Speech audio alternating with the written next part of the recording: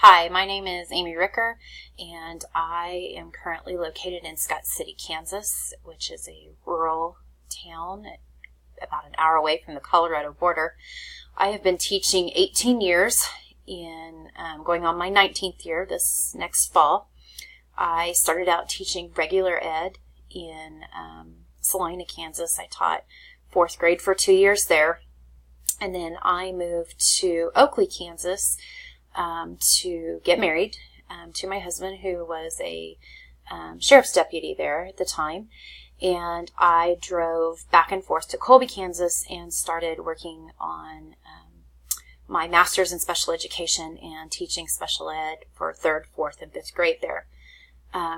We were there for 5 years, and the last year I was there, we had our first child, Wyatt, and so my husband resigned and got out of law enforcement and became Mr. Mom. And after a year staying home, I think he kind of missed working and things. So he took a position for the police department in Scott City, and we moved to Scott City at that time. And I've been teaching special ed here in Scott City since 2005. When we moved to Scott City, I was the gifted facilitator, and I also was the technology coordinator for all of Southwest Kansas through High Plains Educational Cooperative. So I did a lot of traveling in the beginning. Our second child, Waylon, came after being here 2 years.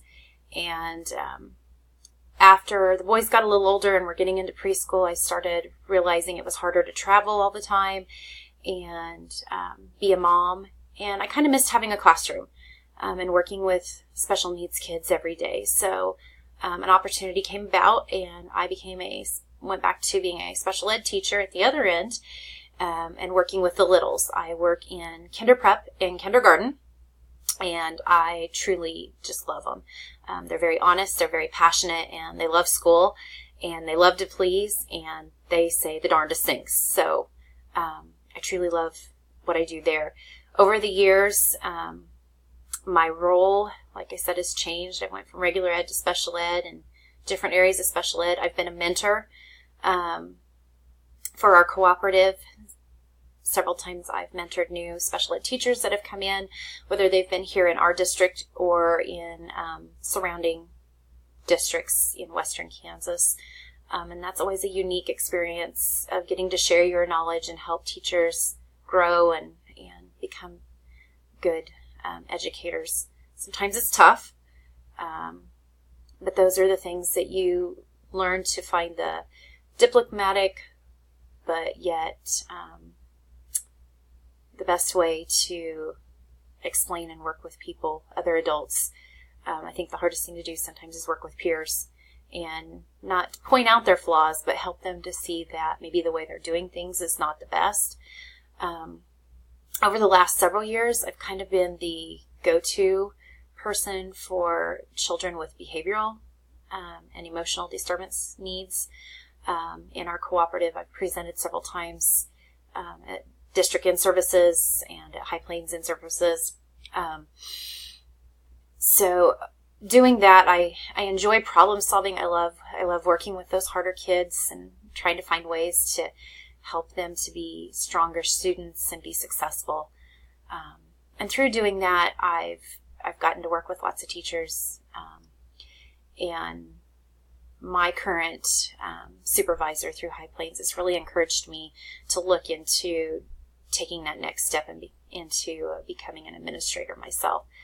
At first, I was really reluctant. I wasn't sure that I really wanted to get into that. But over the last couple of years, I've seen a lot of ways our district has changed, some for the better, some not. We've been through some tough times.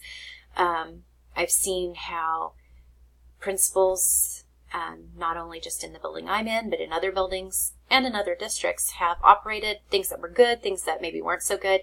And I've taken all those things and thought, what if I could take those and make them better? I work very closely with our principal in our elementary building. There's some things that I take from day to day that I think there might be a better way. Communication is a very big piece that you have to work on and it's hard sometimes, but I think that's a key to making your school and your staff successful. And sometimes I see that not always happening. And I have a lot of teachers that they come to me with their concerns. I think they feel like I can go and advocate for them. Maybe they just don't feel comfortable. And I don't have that problem with going and advocating and talking with our administration about concerns or issues. And like I said, I love to problem solve. So when there's things that arise, sitting down and doing that job. I'm also on our district leadership team this year as the state of Kansas is looking at new ways, at the new way to kind of get your yearly accreditation. I was asked to be on our district leadership team and help represent the elementary school, but also represent special education in that part. And so that's been fun, sitting in on what they call the 0 year, just the pre-planning, looking at goals, writing the goal, how we're going to get accredited. And I'm anxious to watch that grow and see where the next steps go this next year.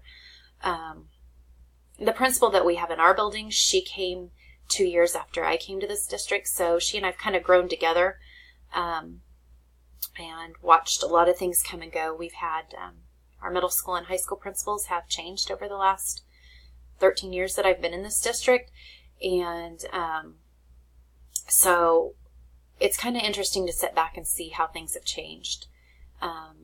She's been the one consistent. Even our superintendents have changed. I think I've been through 3 superintendents in the years that I've been here. So that's where I'm at and why I am looking at being in administration.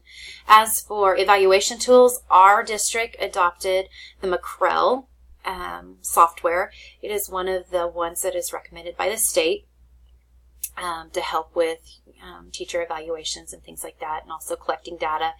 It very much kind of can be a very taxing as a teacher when you have to sit down and fill out your evaluation, your goals kind of deal, and rate yourself. And then based off of that, you have to come up with your goals, what you're going to work for towards the year. Then you upload artifacts to show how you're making steps towards your goal. And then our administrators, they walk through our classrooms once a month, and they have kind of a checklist. And then at the end of the year, our principal can run a report and compile where everybody in our building is at, where they're really high, where our strengths are at, and then where maybe the needs are, where we need to work more as a school, whether it's technology, whether it's ESL, those type of things. And then she can run a report and show just your individual, where your strengths are and maybe where your weaknesses are in the classroom.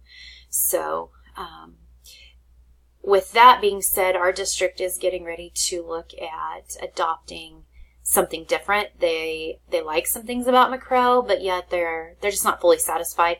So they are looking at different ones at this time, and so hopefully this next fall they will have a new evaluation system to bring to the table and show us to adopt. So that'll be interesting to see how we go through that process. So I'm looking forward to a great summer class and learning lots about how to evaluate and supervise and take that knowledge and use it in a productive way in my day-to-day goings. So happy summer to all of you, and we'll be seeing you soon.